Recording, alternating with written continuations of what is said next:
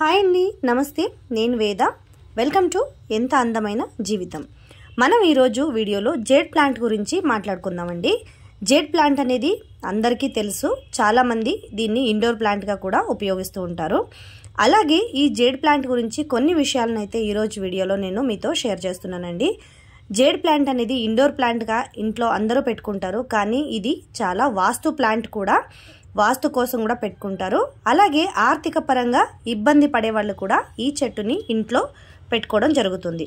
ఆర్థిక పరంగా మీరు ఇబ్బందులు పడుతున్నారైతే ఈ చెట్టుని మీరు ఎక్కడైనా నర్సరీలో కానివ్వండి, ఏదైనా మాల్లో కానివ్వండి, మీకు దగ్గరలో దొరికితే తెచ్చి ఇంట్లో పెట్టుకోండి.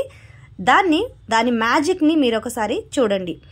ఆర్థిక పరంగా ఇబ్బంది పడే వాళ్ళైతే ఈ చెట్టుని అంటే ఈ జేడ్ ప్లాంట్ని తెచ్చుకొని ఇంటికి మధ్యలో పెట్టుకోండి. ఇంటి మధ్యలో పెట్టుకుంటే గనక ఆర్థిక పరంగా బాగా కుదుట పడతారు. అలాగే ఈ చెట్టుని ఇంటి ముందు ద్వారంలో, సింహద్వారం ఏదైతే ఉంటుందో మనకి ఇంటి ద్వారంలో కూడా మీరు ఈ చెట్టుని పెట్టుకోవచ్చు. ఇంటికి అందాన్ని ఇస్తుంది, అలంకరించుకోవచ్చు. మీరు అందంగా అలంకరించుకోవడానికి పనికి వస్తుంది. అలాగే మనకి వాస్తుపరంగా కూడా పనికి వస్తుంది అన్నమాట.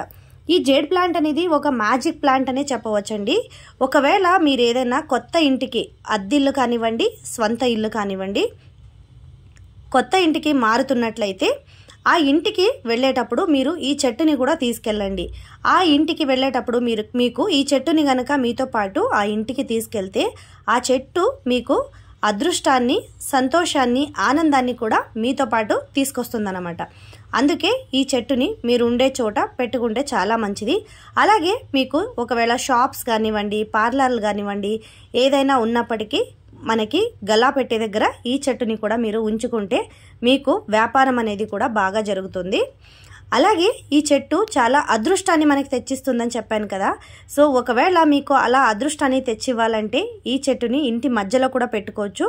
అలాగే ఇంటి ముందు గుమ్మం దగ్గర కూడా పెట్టుకోవచ్చు. అది కాకపోతే మీకు ఈ చెట్టుని ఆగ్నేయ మూలంలో పెట్టుకుంటే చాలా మంచిది.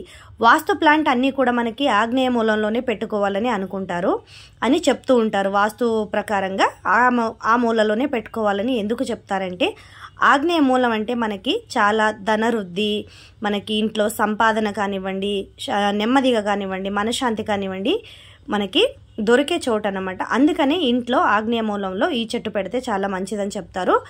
సో చూసారు కదండి, ఇవాల్టి వీడియో అయితే ఇది. ఈ వీడియో కనుక మీకు నచ్చితే తప్పకుండా లైక్ చేయండి. అలాగే ఈ వీడియో గురించి మీకు అనిపించింది నాకు కామెంట్లో తెలియచేయండి.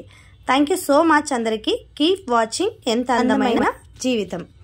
సో వీడియో చూసారు కదండి, ఈ వీడియో గురించి మీకేమనిపిస్తుంది అనేది నాకు కామెంట్లో తెలియచేయండి.